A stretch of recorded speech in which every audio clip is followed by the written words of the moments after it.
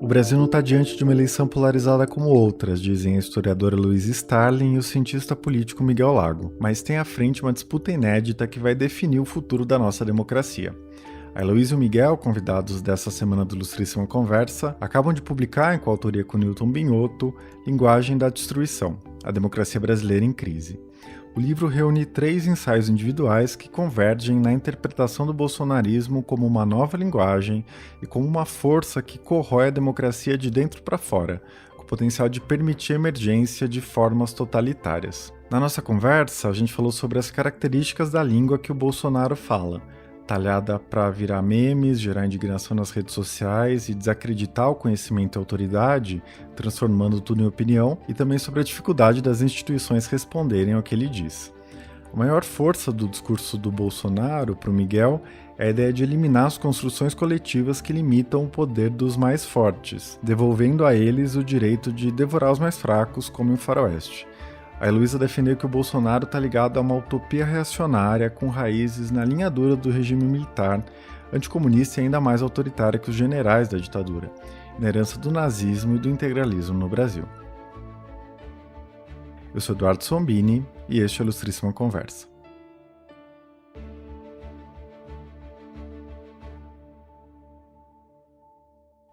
Heloísa, Miguel, sejam muito bem-vindos à Ilustríssima Conversa, é um prazer ter vocês aqui.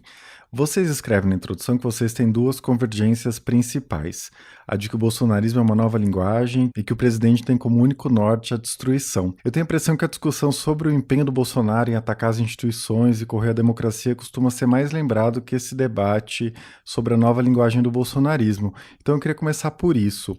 Vocês podem falar sobre o que a língua que o Bolsonaro fala tem de tão novo e tão diferente do que a gente viu até agora na política brasileira? A gente pode abordar de 3 maneiras a linguagem do Bolsonaro e por que ela é diferente da linguagem que a gente vê na nossa, digamos assim, nossas elites políticas.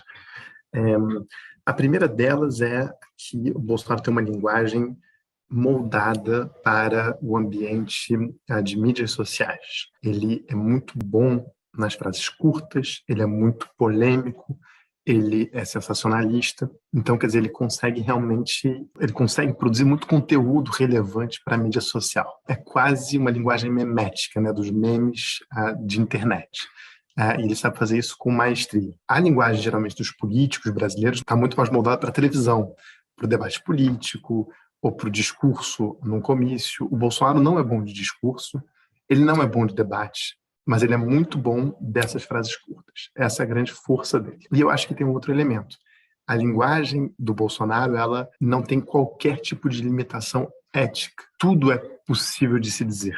Eu acho que a gente adentra um segundo elemento que também está conectado ao ambiente de sociabilidade das mídias sociais, mas que, sobretudo, eu acho que o Bolsonaro, ao poder dizer qualquer coisa, ele evidentemente carrega no sensacionalismo e, portanto, na viralização daquilo que é dito, mas também ele faz uma coisa muito grave, que ele amplia aquilo que é aceitável ou não de se dizer no debate público. O Bolsonaro reintroduziu uma série de debates que estavam totalmente tranquilizados do ponto de vista da ciência ou do ponto de vista da história, e ele reintroduziu isso tudo, né? Desde o nazismo é de esquerda, será que o nazismo é de esquerda ou de direita? A gente se fazer essa pergunta já é basicamente ele ganhando, até, enfim, todo tipo de barbaridade que ele diz do ponto de vista, enfim, da dignidade humana, do respeito ao outro, né, da reação dele à morte, no socoveiro, esse tipo de coisa, que faço o quê? Então acho que isso tudo gera elementos importantes que são novos para a linguagem. E, por fim, eu acho que a linguagem dele é diferente também, porque eu acho que ela, na realidade, é uma linguagem que é muito difícil de você responder a ela. Como é que você responde a, basicamente, um troll? Porque o Bolsonaro é um troll, essa figura que a gente tem na internet. Ele é um troll, ele está o tempo todo, ele é um bully. Como é que você responde a isso, né? Para alguém que está dentro da política tradicional, é muito difícil você engajar com esse tipo de linguagem. Perdão, e tem uma quarta dimensão, que é a dimensão de mobilização a partir da linguagem, que aí eu acho que está mais conectado diretamente ao título do livro, da linguagem da destruição. O Bolsonaro, através da sua linguagem, através do seu discurso, Ele influencia o comportamento das pessoas, como todos os líderes fazem, né, através do seu discurso, mas vai além, né? O Bolsonaro, ele é quase como se ele governasse pelo discurso, né? Quando a gente fala que o Bolsonaro foi um aliado do vírus, não é só nas medidas concretas que ele tomou para tentar botar barreiras para os governadores ou para os prefeitos que queriam fazer a coisa certa. Na realidade, é também o estímulo que ele próprio dava pelo discurso dele para que as pessoas circulassem. E com as pessoas circulando, o vírus circulava. Então, assim, ele ativamente contribuiu para a propagação do vírus, ele ativamente contribuiu para uma perseguição de pessoas específicas que ele considerava esquerdistas ou não, que não é uma perseguição feita por ele ditador, que mandou a polícia dele, etc, etc. Isso também tem um pouco, mas menos. O que tem mais é, através do discurso, ele solta a cachorrada dele. A linguagem cumpre essas 4 funções, acho, se eu puder resumir aqui. Olha só, eu acho que tem 2 coisas aí que dá para completar o argumento do Miguel. Vê se funciona, Miguel, que é a gente pensar que, em geral, essa linguagem é como se ela circulasse e fosse apreendida por nós, e esse é o problema da sociedade brasileira, da degradação, né? O que eu chamo da degradação da sociedade enquanto pertencimento, comunidade política, que essa linguagem ela é recebida como se ela fosse rasa, deboche, ela não é apreendida na sua profundidade, tá? Ela não é apreendida na ameaça que ela representa. As pessoas dizem assim, isso é igual o filho do Bolsonaro fazendo o que ele fez com a jornalista Miriam Leitão. Isso é um deboche, ele está debochando a tortura. Não, é mais grave do que isso. Então, quando o Bolsonaro compara lá o torturador Ustra, com o Caxias, é mais grave do que isso, mas nós só aprendemos na superfície. E a gente não se dá conta de que essa linguagem ela funciona como uma ferramenta a partir da qual você articula o mal e a política, né? Então, o mal na política é um mal totalitário, é a forma como a linguagem funciona para esgarçar a consciência e borrar as fronteiras entre a realidade e a mentira. Então, quanto mais borrada estiver essa fronteira, teve tortura, não teve tortura, teve ditadura, não teve ditadura, mais difícil fica a formação do juízo, fica as pessoas pensarem com a própria cabeça, né? E fica as pessoas julgarem o que está acontecendo. Então, você vai esgarçando essa consciência social, você vai esgarçando essa compreensão da realidade para que você crie o que a gente pode chamar de uma espécie de vazio de pensamento. Eu não penso mais, então eu não julgo mais, e as fronteiras estão opacas, e aí o Miguel até pode dizer melhor do que eu, bem melhor do que eu, sobre a questão de como é que tudo vira opinião e o conhecimento deixa de existir. Isto funciona para destruir essas formas, né, da gente se posicionar dentro de uma comunidade, mas funciona também para criar isso que seria o mal totalitário. E a outra característica dessa linguagem é o fato de que ela é disseminada na sociedade por afetos tristes e não pela racionalidade. É por isso que ela é tão eficiente. É quando o Miguel levantou essa questão da linguagem, eu fiquei me perguntando assim, mas como é que isso funciona? Né? Como é que as pessoas recebem isso? E aí, o Miguel me chamou a atenção também para isso. Olha, Heloísa, presta atenção para onde que essa linguagem vai atingir as pessoas que têm o pequeno poder, né? E a gente começou a discutir assim, e aí eu comecei a entender como é que ela vai se disseminar muito depressa, porque ela está se disseminando por afeto. Então, ela se dissemina pelo ressentimento, ela dissemina pela nostalgia. Eu acredito num passado que nunca existiu, né? Mas que pode resolver os meus problemas. Então, a maneira como ela dissemina não tem racionalidade nenhuma, se nós quisermos atribuir a ela, e isso é novo na política brasileira também, se nós quisermos atribuir a ela uma racionalidade, nós vamos dar com os burros na água, porque não funciona dessa forma. O vento que sopra é o vento do afeto. Miguel, eu ia te pedir, na verdade, para você falar sobre essa questão de tudo virar opinião, né? Eu achei muito importante no seu argumento, e essa ideia que, para o bolsonarismo sobreviver, é preciso que haja uma defesa irrestrita da liberdade de expressão. Então, já que tudo é opinião e todas as opiniões estão no mesmo nível, no mesmo terreno, e qualquer constrangimento, né, de qualquer instituição significa uma coerção dessa liberdade de opinião que deve ser vista como suprema. É mais ou menos isso? Você pode falar um pouco mais sobre esse aspecto? O fato da gente passar tanto tempo na mídia social faz com que a nossa sociabilidade mude e faz com que o nosso discurso também mude, né? Então, uma das coisas que eu acho que todos nós já presenciamos, todo mundo que teve algum perfil em alguma rede social, é, por exemplo, como as pessoas reagem da mesma maneira ao tipo de informação que é produzido nessas redes. Então, por exemplo, eu tenho amigos meus que são acadêmicos e que aí publicam um paper acadêmico publicado num periódico que às vezes leva 2 anos para você conduzir um estudo quantitativo. Quando eles publicam no Facebook, uma coisa dessas, você vê gente respondendo que não... Já vi isso várias vezes.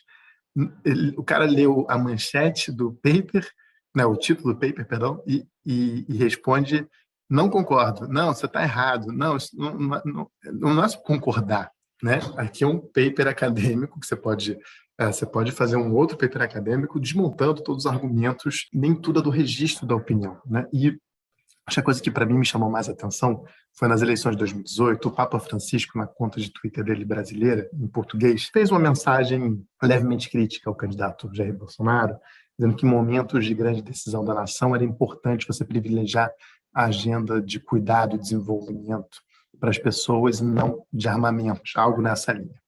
Obviamente, os bolsonaristas todos ficaram enfurecidos, achando que o Papa estava apoiando o Haddad, e imediatamente acusaram o golpe e começaram a postar trechos da Bíblia, obviamente do Velho Testamento, para o Papa, em que havia uma defesa, uma suposta defesa, o uso de armas professadas. Então, era muito curioso, assim, mas que coisa maravilhosa, os bolsonaristas... Deixa eu ver se eu estou entendendo.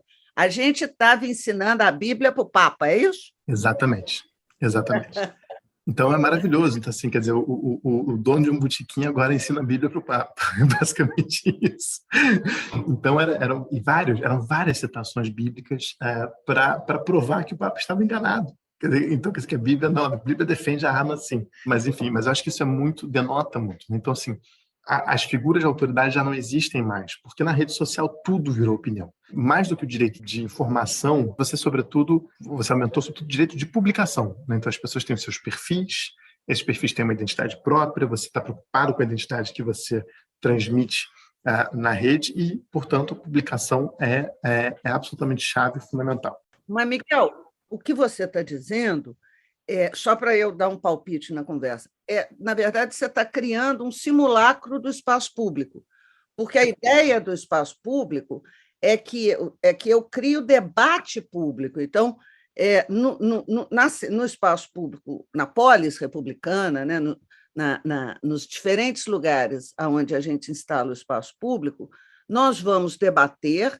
eu vou ouvir o seu argumento, nós vamos expor os argumentos e formar opiniões a partir daí, tá? Mas você tem que ter um debate. O que você está dizendo, vê se eu estou entendendo, o que você está dizendo é que isso é um simulacro do espaço público, porque não há debate e não há a incorporação da opinião do outro, o pressuposto de que eu posso estar errado e eu preciso ouvir o seu argumento para que juntos a gente possa formar uma opinião. É isso mesmo? É exatamente isso. É exatamente isso. No fundo, é muito mais você se expressar ou dizer a sua opinião, né, como se fosse uma conversa de botequim, do que, de fato, né, uma relação dialógica em que você vai construindo junto, no fundo, né? Então, acho que isso é relevante porque acho que essa sociabilidade que a gente está acostumado casa muito com o bolsonarismo, quer dizer, com a linguagem do Bolsonaro, com a deterioração das figuras de autoridade. Então, não é à toa a coisa da cloroquina. A coisa da cloroquina está diretamente ligada a uma estratégia de vamos descredibilizar as autoridades sanitárias, né? Vamos descreditar a ciência. Não é à toa isso tudo, faz parte da mesma lógica de que tudo vira opinião, né? Então você pega um médico, o médico não necessariamente entende de saúde, o médico entende de doença. Você pega um médico, pode ser um super médico, mas não necessariamente o médico vai saber. Tem muito médico bom que receitou cloroquina. Mas ele não necessariamente está a par do que os cientistas estão produzindo, né? Então, você tem uma deterioração das figuras de autoridade e você tem essa banalização da opinião. E opinião, tudo se equivale. A minha opinião não vale mais do que a opinião da Heloísa. Agora, certamente, os argumentos da Heloísa e as análises históricas da Heloísa valem muito mais do que as minhas. Então, eu acho que você reconhecer isso. Mas se a gente for falar de futebol, os dois é uma opinião contra outra opinião. Então, pronto. Sim. Mas uma coisa que eu acho que é importante a gente pensar, quando você fala, eu entendo perfeitamente quando você fala a questão da autoridade, mas eu acho que a gente deve agregar a ideia da autoridade para talvez tornar mais claro para as pessoas o fato de que a opinião, a autoridade vem do conhecimento. Então, tem uma produção de conhecimento que está sendo jogada fora, né? Que está sendo literalmente descartada, e eu acho que isso faz sentido, porque o conhecimento faz pensar, né? Então, e se eu pensar, eu sou capaz de formar uma opinião, e eu sou capaz de emitir um julgamento, e eu sou capaz de ação política. Aí a gente volta ao espaço público de verdade. Então, talvez, eu fiquei pensando, ontem a gente lançou o livro num debate, e eu fiquei pensando no seu argumento. Eu falei, talvez a gente tenha que explicar que a ideia da autoridade ela vem de um lugar, e o lugar é o conhecimento. Isso é gravíssimo na hora que nós jogamos fora. Na hora que as redes jogam fora a produção do conhecimento, isso tem um significado assim, enorme. Torna medíocre a compreensão, o debate, o entendimento da vida pública, mas torna medíocre a minha própria vida individual. Então, nós estamos normalizando, não sei se o termo é esse, a sociedade ao resto do chão, né? Num traço. Essa é uma outra consequência da linguagem do Bolsonaro. Ela, ao funcionar, ao atuar, fiquei pensando na sua fala de ontem, ao atuar, ela traz consigo a mediocridade. E a consequência da mediocridade é a perda do meu desejo futuro, é a perda de eu conhecer, é a perda do saber. Sabe, para que eu vou ler? Totalmente. Eu acho que tem uma coisa só para terminar sobre isso. A própria escolha do Bolsonaro, do seu ministério, porque o Bolsonaro, a única figura que ele técnica, supostamente, que ele chamou para compor o governo dele, foi o Paulo Guedes. O próprio Paulo Guedes não é um técnico, é um cara que trabalhou, ganhou muito dinheiro, um empresário de sucesso. É isso que ele é. Fez um doutorado há 40 anos atrás, não tem nenhuma relevância acadêmica, mas é um formador de opinião, quer dizer, era um colunista de opinião. Então, é curioso que, até na hora de você escolher o suposto técnico que vai conduzir a economia do país, e nunca teve ninguém à frente da economia do país com tanto poder quanto o Paulo Guedes, porque fundiu basicamente 6 ministérios na mão dele, é um colunista de opinião do Globo, que era o que ele era. Então, quer dizer, isso é o curioso, é só quem está emitindo opinião que tem algum valor. Tem uma outra questão que vocês mencionam que ocupa boa parte das reflexões que vocês fazem no livro, né? Essa ideia de como responder. Porque vocês dizem que a imprensa não entende o Bolsonaro, a oposição não entende o Bolsonaro, né? As instituições não entendem o Bolsonaro, a sociedade em geral não entende essa língua, né? E, portanto, não consegue responder porque não sabe bem o que está acontecendo, né? Às vezes cai nessa ideia do deboche, né? De que ele fala qualquer coisa e está tudo certo, a gente não pode escutar, ou então só reproduz burocraticamente o que ele está dizendo, mas muitas vezes são ameaças muito sérias, né? As instituições, a democracia, etc. Como vocês pensam essa questão, né? Como esses atores sociais todos podem responder de uma forma eficiente? Tem que ter consequência, né? As palavras têm consequência. Quer dizer, então, quando eu dou uma entrevista, uma aula, né?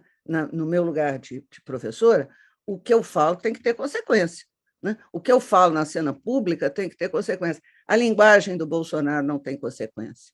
É por isso que ela se expande também. E essa é uma questão que nós precisamos, nós, sociedade, precisamos pensar nela, e rápido. O que permite que isso só cresça, né, que essa linguagem cresça e se expanda, é o fato de que não há limite, né?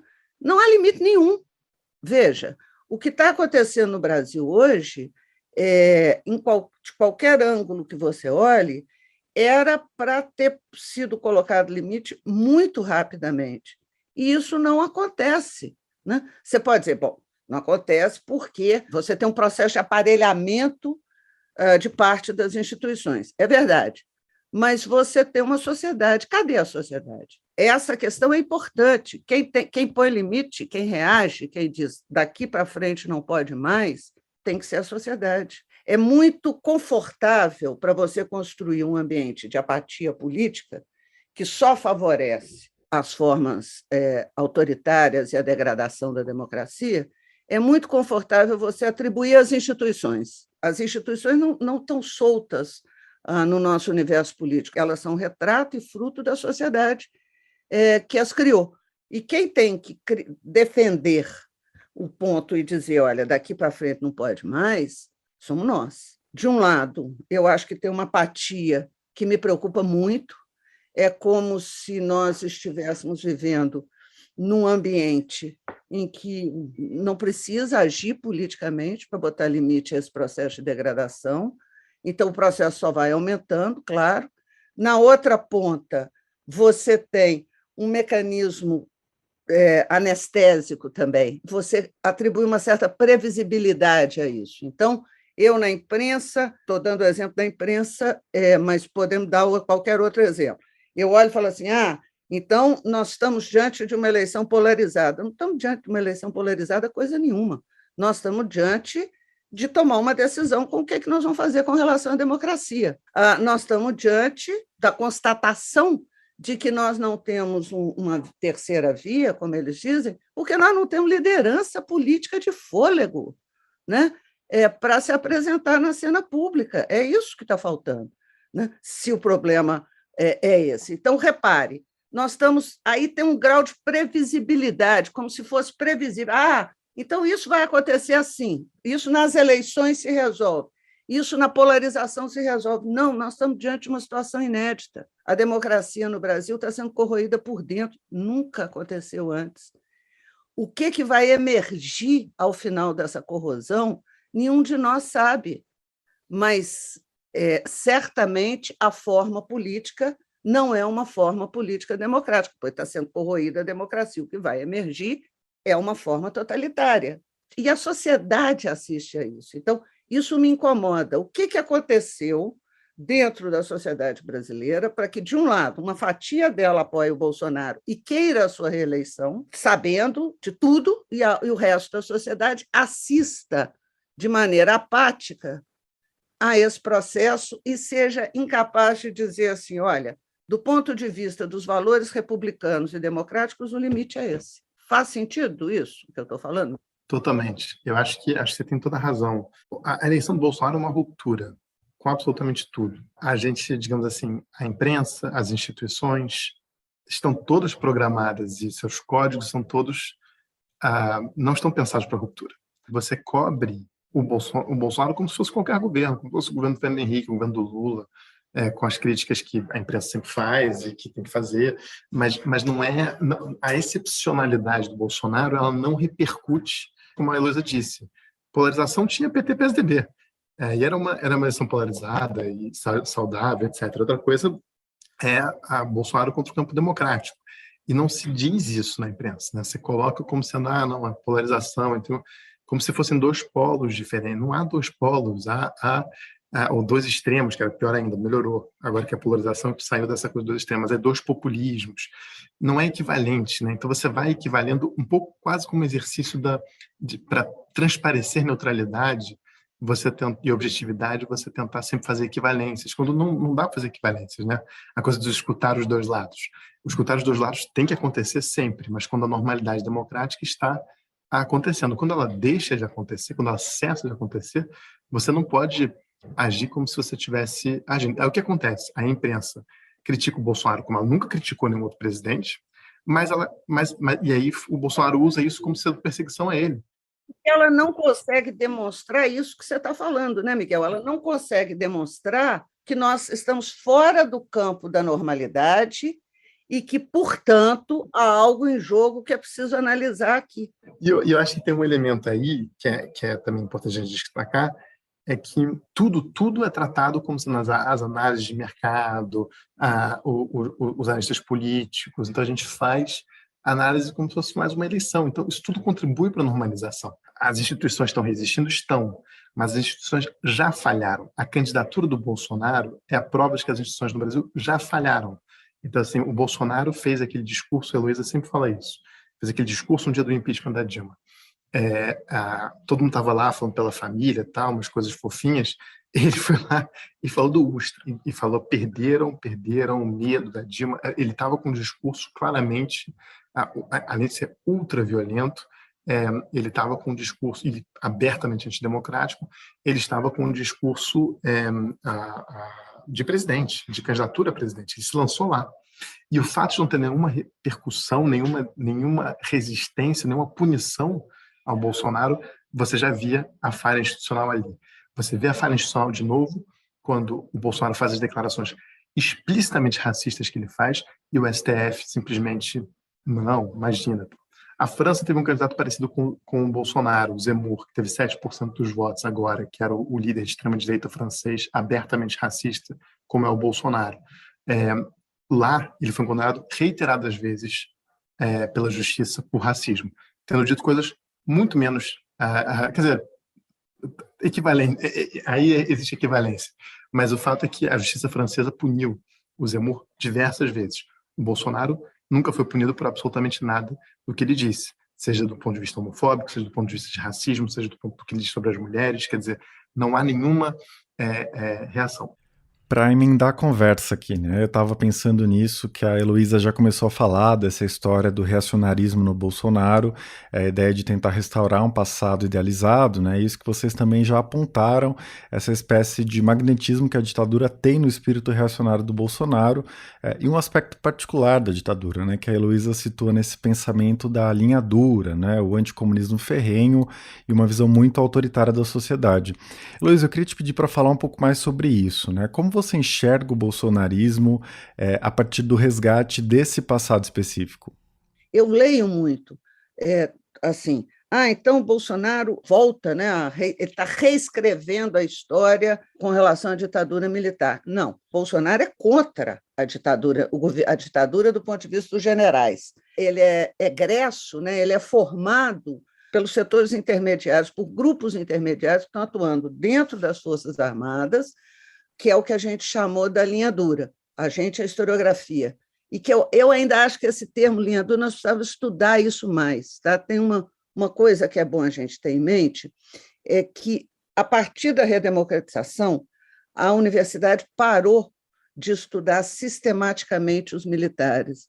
E nós, então, perdemos duas dimensões. Né? O que acontece, como é que a gente pode pensar os militares a partir da redemocratização, o fato de que eles não são homogêneos, as Forças Armadas. Então, o que está acontecendo lá dentro? Nós não somos hoje capazes de dizer. Até um determinado momento, nós éramos. E o terceiro desvio, que talvez a gente tenha talvez não, que certamente a gente tem que consertar, a gente olhava para os quartéis com o olhar visto de cima, né?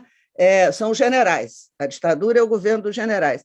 Mas a ditadura ela tem também um patamar de oficiais que se envolveram na estrutura de repressão, na repressão à luta armada, mas se envolveram também numa repressão que não era só a da tortura das organizações de esquerda, mas um aparato de repressão, o aparato amplo de repressão que a ditadura montou. Eles formaram grupos, inclusive, paramilitares, com o objetivo de radicalizar a ditadura, radicalizar o autoritarismo. Eles são em comum. Esses diferentes grupos eles têm essa característica fortemente anticomunistas, né? Atribuindo ao comunismo tudo que de ruim nós pudemos imaginar, e fortemente reacionários, ou seja, ser reacionário significa reagir contra a democracia.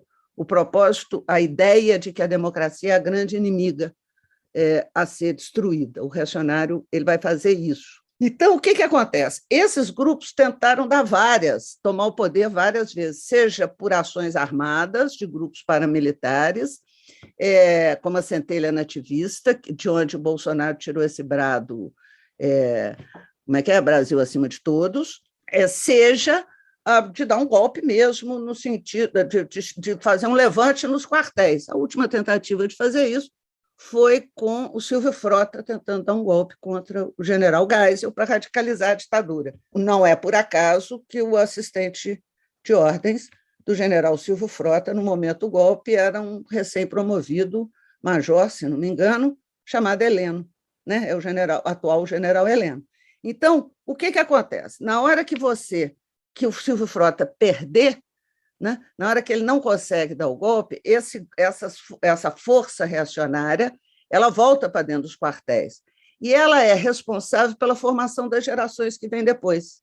Tá? O Bolsonaro é o produto bem-sucedido desse processo que eu estou simplificando aqui. Esse reacionarismo se cruza, ele tá fincado fortemente na ditadura militar, mas na ditadura, nesse patamar anticomunista dos quartéis, de grupos nos quartéis, e ele está fincado em 2 outros lugares que nós precisamos estudar muito.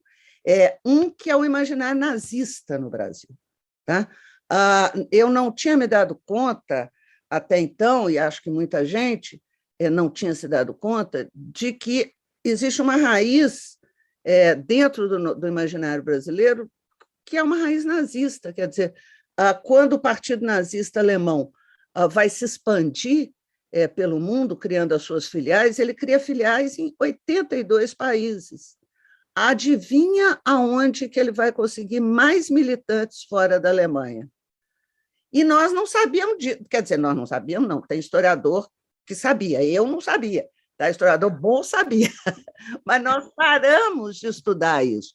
E aí, quando você fala, então quer dizer que quando esses caras estão fazendo esse apelo nazista, né, que eu falava assim, mas por que esse povo está fazendo esse apelo nazista? É claro, você está destampando um imaginário que tem raiz funda na sociedade brasileira.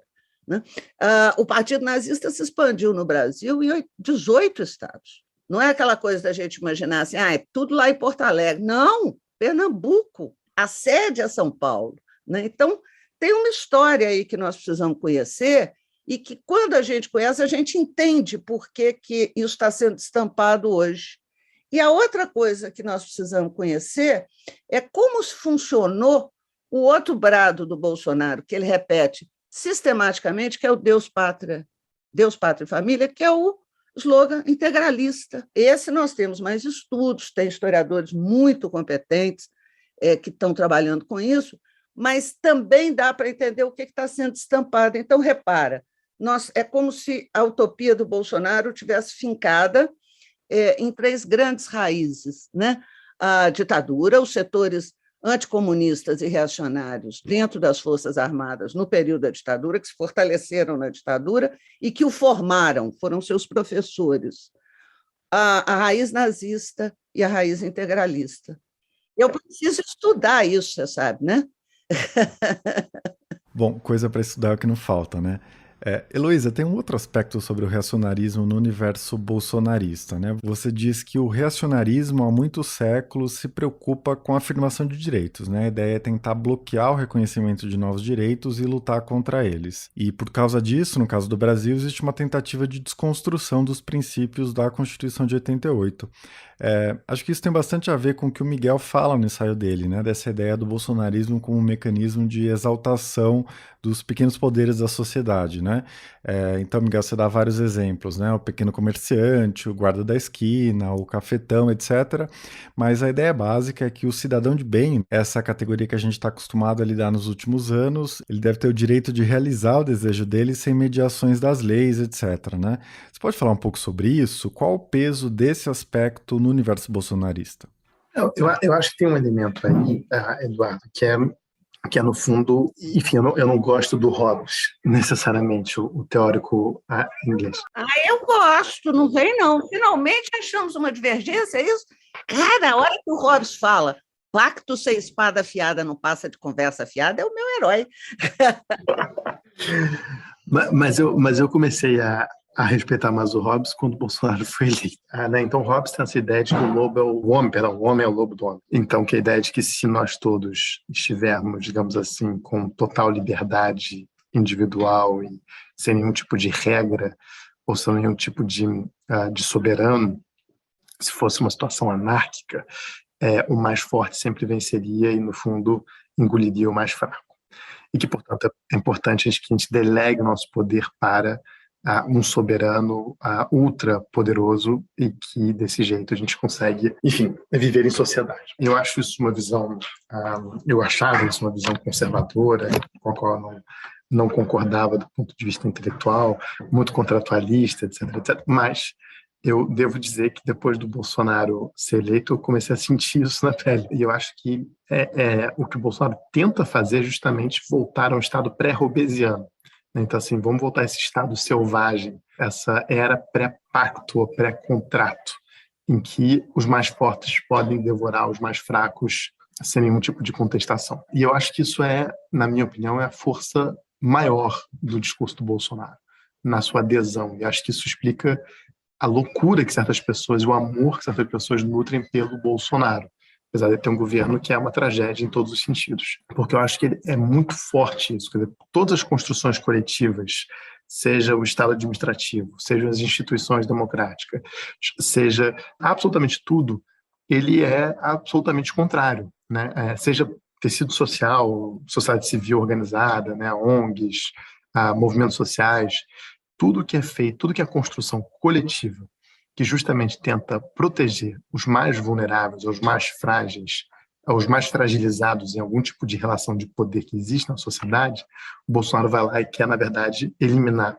esses agentes, né? E é isso que ele faz com o IBAMA, né? Vamos deixar a Amazônia ser destruída. Ele não está fazendo um pacto com dois grandes empresários, vamos tomar conta disso, vamos transformar isso aqui no Texas. Não é um projeto de bandido organizado, é um projeto tipo, vai quem quer, né? É faroeste, né? Vamos lá, vai depredar a Amazônia à vontade, a Amazônia é sua, destrua à vontade, e eu vou tirar o IBAMA.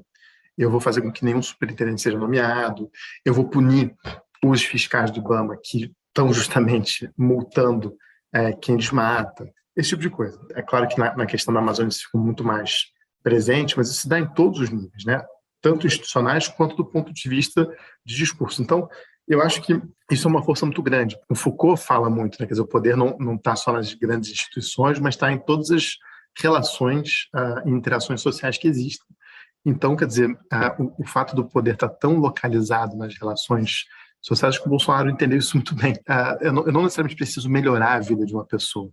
Eu posso só ter certeza de que ela pode exercer aquele micropoder que ela tem sobre outro, que está numa situação, digamos, mais fragilizada do que ela, que essa pessoa já vai ter algum tipo de gozo, algum tipo de felicidade ligado simplesmente ao exercício desse poder, desse micropoder.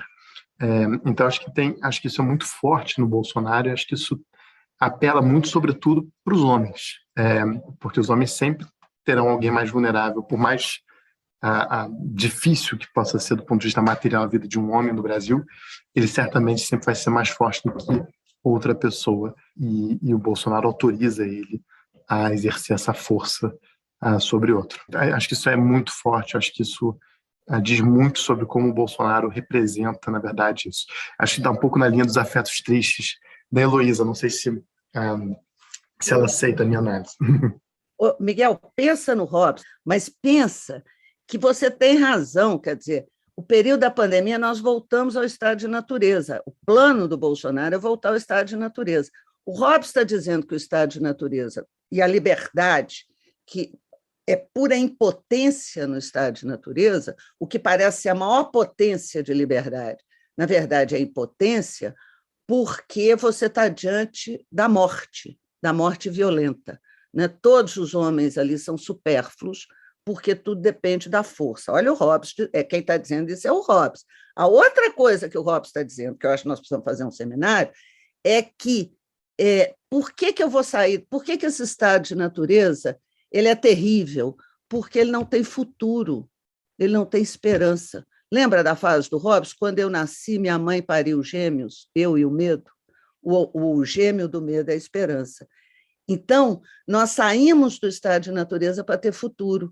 É exatamente o que o Brasil não tem hoje, não tem nenhum projeto de futuro. Ao contrário, não há esperança. E eu acho, Eduardo, que um ponto que a gente tem que pensar, que essa análise do Miguel me faz pensar, o que é que acontece, né, para você ter, pela primeira vez no país, algo inédito, que é a democracia ser destruída de dentro e não a força do golpe de Estado. Quer dizer, se você olhar para a nossa história, as democracias são... a democracia só foi derrubada no Brasil por força de golpe. E a segunda coisa é aquilo, né? Mas vem cá, o Bolsonaro não é um conservador, embora seja muito confortável para ele se revestir de conservador, porque cria uma camada de civilização, mas ele não tem nada de conservador, né? Ele também não tem nada de liberal, né? Aí a minha questão era, mas então, o que é isso que eu estou vendo? E aí eu custei para tentar entender e levanto a hipótese de que o que eu estou vendo é o reacionarismo, não o reacionarismo no sentido que a gente usa no Brasil de um adjetivo, tá? Então eu digo assim, fulano é reacionário, quer dizer, ele está na extrema periferia da direita. Não, reacionário é um movimento político, é uma forma, é uma visão de mundo, né? E é uma forma de ação política que tem uma trajetória, começa lá, é uma reação à Revolução Francesa, começa no Termidor. O inimigo do reacionário, como visão de mundo e forma de ação política, é a democracia. É muito interessante quando você lê os textos, né? Porque tem autores reacionários que dizem assim, olha, a democracia é aquilo que Satanás criou para destruir a civilização humana.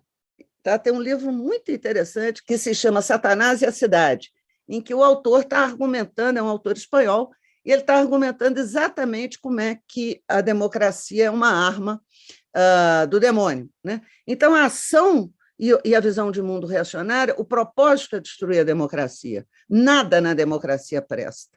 E aí a gente começa a entender, se a gente entender essa visão de mundo, a gente começa a entender o que está em andamento no Brasil, né? Quer dizer, a reação é contra a democracia. E se eu tiver que destruir a democracia no Brasil, o meu foco principal tem que ser a Constituição de 88 e o catálogo de direitos.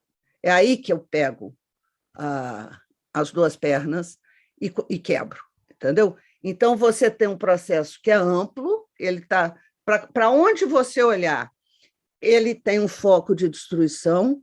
Se a gente olhar para esse foco de destruição em comum, eu arriscaria dizer que a gente consegue unir todos esses focos num único ponto comum.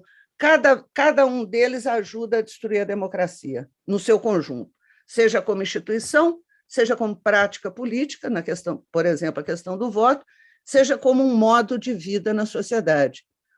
Né? Quanto mais a consciência for esgarçada, mais esse modo de vida está destruído. Quanto mais eu questionar o voto e a eleição, mais a prática democrática está destruída.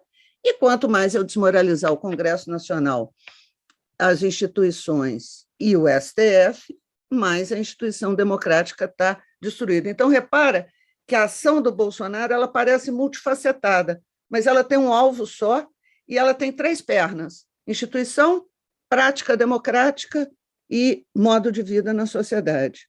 Com certeza.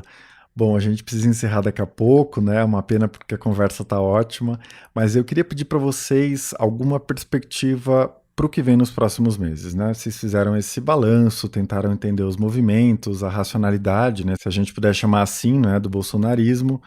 O que vocês estão vendo na conjuntura atual, né? As tendências que estão se desenvolvendo até as eleições?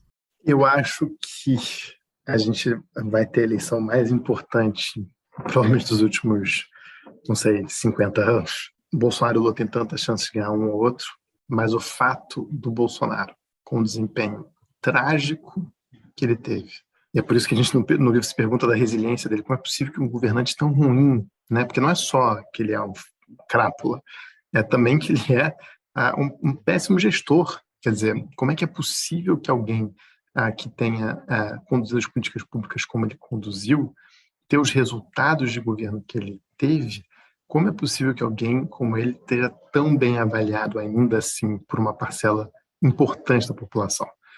Eu ouso dizer que nenhum outro político, nem mesmo Lula, se fizesse o governo trágico que o Bolsonaro fez, conseguiria ter um amor tão grande de uma parcela tão grande da população. Um amor incondicional, é quase é quase da ordem espiritual, não é da ordem política. Me preocupa muito porque ele tem essa base que o governo pode cair no pior buraco possível, que ainda assim essa base estará intensamente mobilizada e faz diferença. E me preocupa uma segunda coisa, me preocupa que o Bolsonaro, se o Bolsonaro for derrotado, é muito possível que seja uma vitória do Lula e não uma derrota do Bolsonaro. O que eu quero dizer por aí? É que se o Lula sair da equação, e eu não vejo ninguém derrotando o Bolsonaro nesse momento. Acho que o Lula tem alguma chance de derrotar o Bolsonaro porque é o Lula, que é das maiores lideranças políticas que a nova república e que a história democrática do Brasil nos ofereceu. Mas é muito possível que o próprio Lula não ganhe. Então, quer dizer, é um pouco como se a democracia pegasse o seu melhor jogador, botasse para jogar no campo, e ainda assim pode perder o jogo. E aí, se esse jogador se machucar, e se esse jogador não puder jogar, que é uma possibilidade, dado que o outro lado é um lado absolutamente criminoso, ligado à milícia, ligado a tudo de pior que se imagina. E se por alguma razão esse jogador não puder jogar, quem que entra no lugar? Mas eu acho que tem dois elementos também que a gente tem que pensar, acho que o Miguel tem razão, é a eleição mais importante da história, porque o que está em jogo pela primeira vez no Brasil é a democracia ser derrotada numa eleição. Isso é algo inédito. E a outra coisa nós temos uma liderança nesse país que tem uma referência na história, que é Vargas, de outra maneira, mas a importância do Lula se assemelha à importância e o peso que Getúlio Vargas tem na história do Brasil, que é um enraizamento popular com características diferentes, mas talvez sejam as duas grandes lideranças de traço popular e reformista no Brasil. Um democrata, que é o Lula, e o Vargas não necessariamente democrata, tanto que é capaz de instalar o Estado Novo. Mas a força dessas duas lideranças é muito grande na história. E o Lula corre o risco de ser derrotado. Eu fiquei pensando na eleição presidencial, quando Vargas volta, né, quando ele sai do exílio, lá no Rio Grande do Sul, e ele se candidata, não havia possibilidade, ninguém estava falando, fazendo uma analogia meio torta, que os historiadores não me ouçam, né? Quando Vargas se candidata à presidência da República, depois do governo do Dutra, não tinha ninguém dizendo assim, Vargas pode perder. Não, tá? Você estava lidando com a grande liderança. Né? No caso, agora, sim, né? Você tem uma grande liderança, essa sim é uma liderança democrática, não desrespeitou a democracia hora nenhuma nesse país, ao contrário, e ela pode ser derrotada por uma força reacionária. Então, isso é muito preocupante. Isso significa que o que foi destampado na sociedade brasileira é muito maior do que a gente imaginava, né? Do que se supunha essa franja reacionária da sociedade brasileira, essa sociedade hierárquica, violenta, racista, né? Que está fundada na escravidão, ela talvez a força dela seja maior do que se supôs ao longo do período da redemocratização. E a outra coisa o processo o reacionário serve para destruir, né? Ele não constrói nada. Tá? Então, o que nós vamos ver emergir, se o Bolsonaro for vitorioso na eleição, são as formas totalitárias. Não há nenhuma chance de ver emergir coisa diferente disso. Aí sim eu aposto. A vitória do Bolsonaro significa terminar a destruição democrática, e o que eu vou botar no lugar não é nada que nós conhecemos no passado, porque a gente não volta atrás. Então, nós não vamos ver nem o nazismo, nem o fascismo, nem o stalinismo, que são as formas totalitárias que nós conhecemos no passado. Nós vamos ver novas modalidades totalitárias sendo construídas aqui, né? Então, é por isso que essa eleição é tão importante, e é por isso que está se julgando, a democracia está julgando todas as suas fichas nessa eleição, e era bom a gente entender isso, porque se nós continuarmos a tratar essa eleição como mais uma eleição, se nós continuarmos a imaginar que, uma vez vitoriosa a democracia na eleição, nós vamos voltar ao Brasil diante de 2018, eu acho que era bom ouvir os historiadores. A história não tem marcha ré.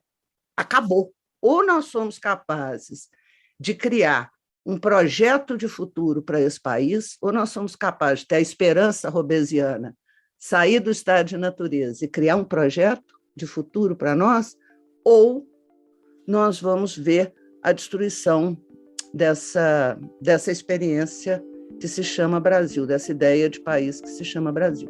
Bom, a gente tem que encerrar, infelizmente, né? A gente não encerrou em um tom nada animador sobre a democracia brasileira, mas acho que a realidade é o problema, né? A Heloísa Starling e o Miguel Lagos são coautores com Newton Binhoto de Linguagem da Destruição, a Democracia Brasileira em Crise, que acabou de sair pela Companhia das Letras. Heloísa, Miguel, parabéns pelo livro e muito obrigado pela participação de vocês. Eduardo, muito obrigado pelo teu tempo. Obrigada, Eduardo. Uma honra participar do podcast Ilustríssima. Uma honra mesmo. E olha só, a mineira que foi enganada, porque ela tinha que ter falado de Tiradentes, ela tinha que ter falado assim, vamos retomar de onde Tiradentes parou. Era assim que eu tinha que ter terminado. Este foi o Ilustríssima Conversa. Eu sou Eduardo Sombini e a edição de som é do Rafael Conkle. A gente se vê daqui a 2 semanas. Até lá!